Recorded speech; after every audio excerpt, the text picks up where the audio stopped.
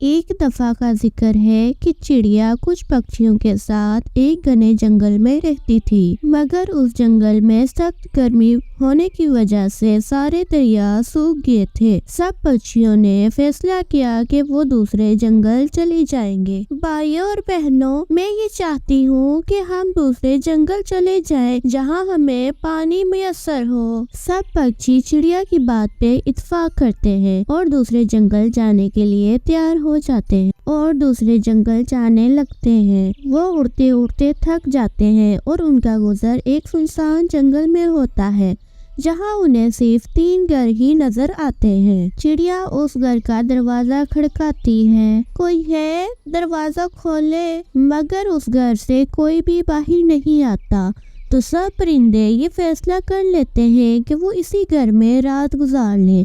ابھی وہ یہ سوچ رہے ہوتے ہیں، وہاں پر کالو کوا اور ایک کوی آ جاتی ہے۔ اوئے، تم ہمارے گھر کے پاس کیا کر رہے ہو؟ کہیں تم چوری کرنے کا تو نہیں سوچ رہے؟ نہیں کالو بھیا، ایسا بالکل نہیں ہے، ہم تو بس دوسرے جنگل سے آئے ہوئے پکشی ہیں۔ وہاں کی گرمی سے تنگ آ کر ہم نے یہاں رہنے کا فیصلہ کیا ہے۔ بس ہمیں کچھ دن یہاں رہنے دیں، جیسے ہی ہمارے جنگل کے حالات ٹھیک ہوں گے ہم واپس چلے جائیں گے۔ کوا انہیں کہتا ہے، اگر میں تمہیں اس سے بھی اچھی ڈیل دوں، تم ہمارے ساتھ جو 2 گھر ہیں ان میں رہ لو۔ بھیا، میں نے سنا تھا کوے اچھے نہیں ہوتے، مگر آپ تو بہت زیادہ اچھے ہیں اور بہت رحم دل ہیں۔ شکریہ، آپ نے ہمیں یہ مشورہ دیا۔ ہاں، تم نے غلط سوچا تھا، ہم تو بہت اچھے ہوتے ہیں، مگر ایک شرط ہے، تمہیں اس گھر میں رہنے کے لیے کرایہ دینا ہوگا۔ کرایہ؟ کتنا کرایہ دینا ہوگا؟ 4 چاول کے دانے بس دینے ہوں گے، تم خود ہی سوچ لو کہ تم رہنا چاہتی ہو یا نہیں۔ سب پرندے بہت تھکے ہوئے تھے تو وہ مان جاتے ہیں اور وہاں رہنے کے لیے سامان رکھ لیتے ہیں۔ اگلے دن جب وہاں سب رہ رہے ہوتے ہیں تو کالی کوی ان کے پاس آتی ہے۔ ارے، تم نے ابھی تک کرائے کا فیصلہ نہیں کیا؟ پورا 1 دن ہو گیا ہے۔ کبوتر بیچارہ بولتا ہے، جی کوی بہن، ہم لوگ وہی لینے جا رہے تھے۔ سب پرندے چاول کا دانہ ڈھونڈنے چلے جاتے ہیں اور تبھی وہاں پر ایک الو آتا ہے۔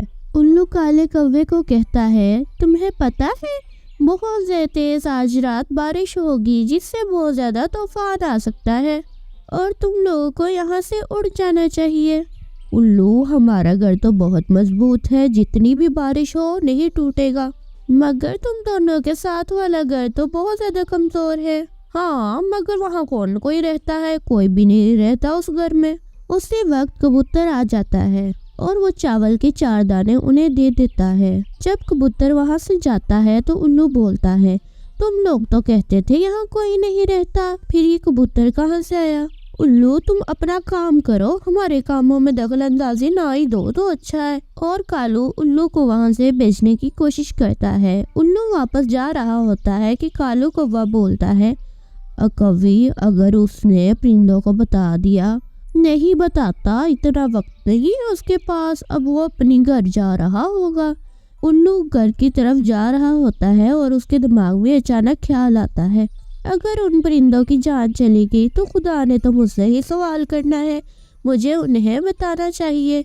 الو ان پرندوں کے پاس آتا ہے۔ پرندوں، تم لوگ جسے بہت اچھا انسان سمجھ رہے ہو اور سمجھ رہے ہو کہ اس نے یہ گھر تمہیں سستے داموں دے دیا، اصل میں یہ گھر اس کا ہے ہی نہیں، یہ ایک بلبل کا گھر تھا جو یہ گھر چھوڑ کے اس لیے چلی گئی تھی کہ یہ گھر بہت کمزور ہے اور آج رات تیز طوفان آئے گا اور یہ گھر تو برباد ہو جائے گا، اور ان کووں کا گھر تو بہت مضبوط ہے، اس لیے وہ ادھر سے نہیں جائیں گے اور تم لوگ اپنی جان کھو دو گے۔ ہم نے ان کووں کو اتنا اچھا سمجھا لیکن انہوں نے ہمیں دھوکہ دیا۔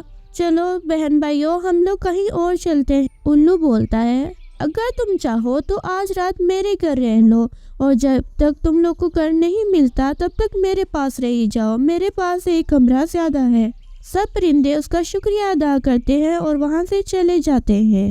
رات کو تیز طوفان آتا ہے اور کووں کے مضبوط گھر کی بھی چھت میں سوراخ کر دیتا ہے اور وہ ساری رات پانی میں بھیگتے رہتے ہیں۔ انہیں اپنی غلطی کا احساس ہوتا ہے۔ ایک دفعہ کا ذکر ہے، ایک جنگل میں چڑیا، کوا اور کبوتر رہتے تھے۔ ان کی آپس میں بہت اچھی دوستی تھی۔ وہ ہر کام ساتھ کرتے تھے اور ہر مشکل میں ایک دوسرے کے کام آتے تھے۔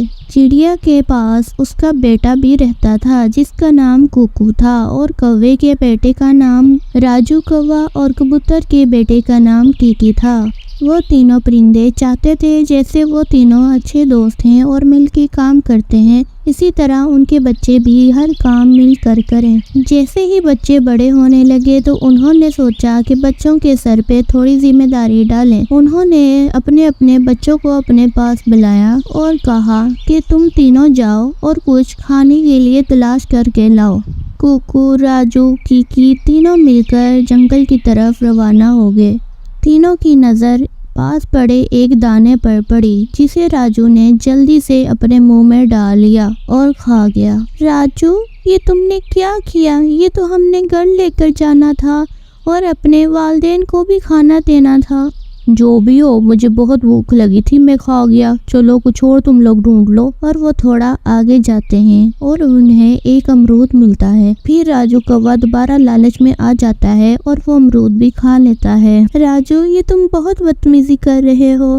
ہم تینوں کو مل کے چیز بانٹنی ہے اور اپنے گھر لے کر جانی ہے۔ اور پھر وہ یہ کہہ کے دوبارہ تینوں اڑتے ہیں اور بھوجن کی تلاش کرنا شروع کر دیتے ہیں۔ وہ ایک درخت پر بیٹھتے ہیں کہ انتہائی تیز بارش ہونے لگتی ہے۔ کوکو اور کیکی پیڑ پہ بیٹھے رہتے ہیں کیونکہ ان کے پاس کھانے کے لیے کچھ نہیں تھا۔ ہم صبح سے بھوکے ہیں اور کھایا بھی کچھ نہیں، اوپر سے بارش۔ چلو ہم تینوں یہاں بیٹھ کے انتظار کرتے ہیں۔ ہاں ہاں ہاں ہاں، تم لوگ کرو انتظار، میں نے تو کھا لیا اور میں جا رہا ہوں اب۔ راجو کوے، تم کہیں اڑنا نہ، بہت تیز بارش ہو رہی ہے، تم کہیں گر جاؤ گے یا بیمار پڑ جاؤ گے۔ میں تمہاری طرح کمزور تھوڑی ہوں، میں جا رہا ہوں، تم لوگ یہاں بیٹھے رہو۔ اور اس طرح راجو کوا وہاں سے اڑ جاتا ہے۔ 1 گھنٹے کے بعد بارش رک جاتی ہے۔ کوکو اور کیکی بھوجن کی تلاش شروع کر دیتے ہیں۔ انہیں پھر سے ایک ایک دانہ ملتا ہے۔ ایک دانہ کوکو اپنے گھر لے جاتا ہے اور ایک دانہ کیکی۔ وہاں کوا اور گوری کوی بیٹھے اپنے بیٹے کا انتظار کر رہے تھے۔